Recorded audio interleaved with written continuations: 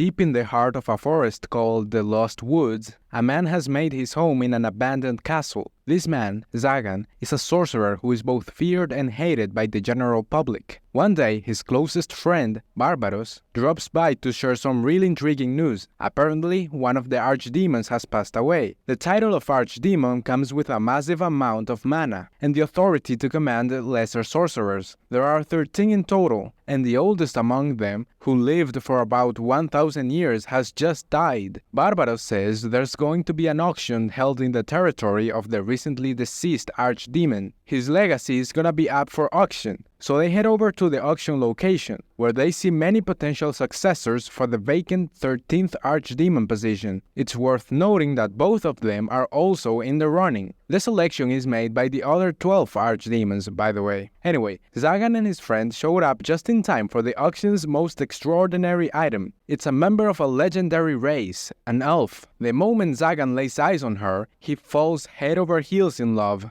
As the auctioneer starts to list her attributes and announces a starting bid of 10,000, Zagan jumps in with an offer of 1 million right off the bat. The crowd and his friend are stunned, thinking he's lost his mind. But Zagan is only focused on the emotions welling up inside him. He's consumed by the desire to help her, to see her smile, to touch her. Naturally, no one else dares to bid after that, so she becomes his. He asks about the chain around her neck, and the auctioneer explains that the collar is necessary to keep her mana in check. Without it, she might escape. Besides, no one could take off that collar anyway. Zagan is eager to talk with her as soon as possible. Unfortunately, he expresses this desire rather poorly, saying he can't wait to hear the sweet sounds she makes, which shocks everyone in the room. In any case, he takes her home, but the problem now is that he doesn't know how to talk to her, what to say. Ultimately, she's the first one to break the silence. She asks him about the specifics of her impending death, believing that knowing in advance will help her brace herself.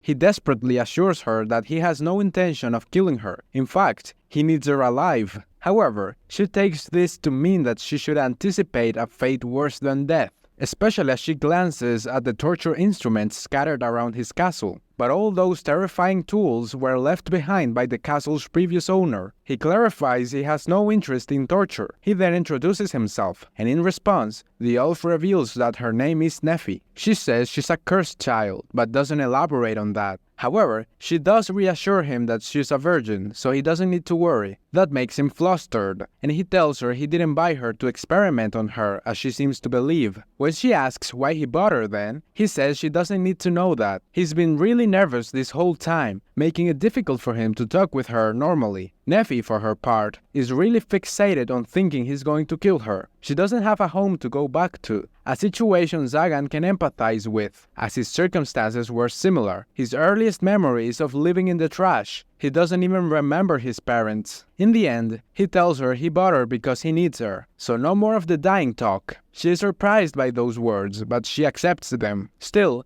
her completely justified fear of being killed isn't gonna go away so easily, and the artifacts scattered around his castle certainly don't help at all. In the end, he assigns her a room with a balcony where she can gaze at the moon, because she really likes the moon. It was on that night that their very, very long cohabitation began.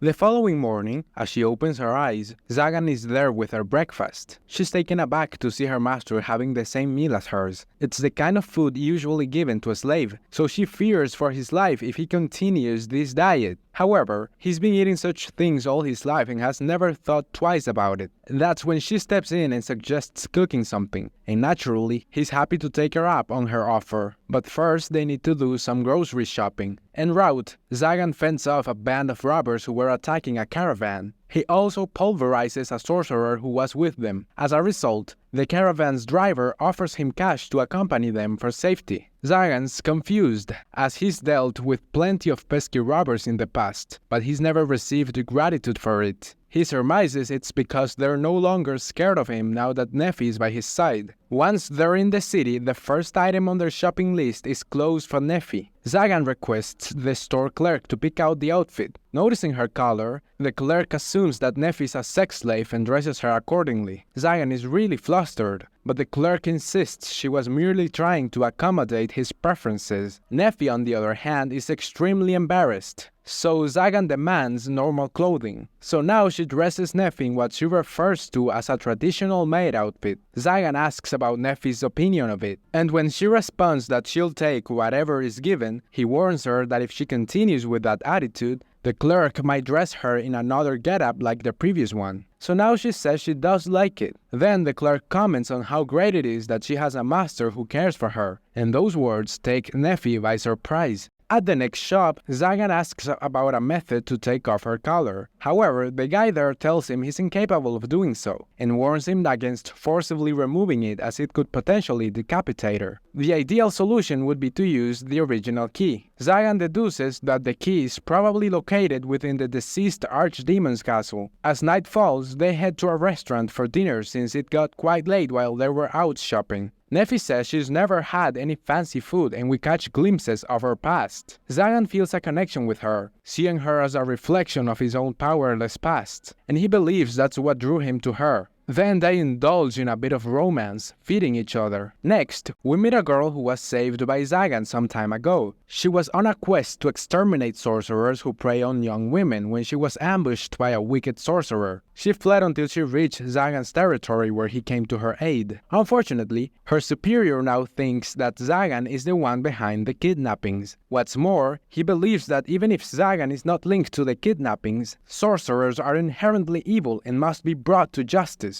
The girl asks to be tasked with that duty, so her boss assigns it to her. We'll see how that plays out. And that's where the episode wraps up. Thanks for watching this video. Hit subscribe so you won't miss out on the next part. See ya!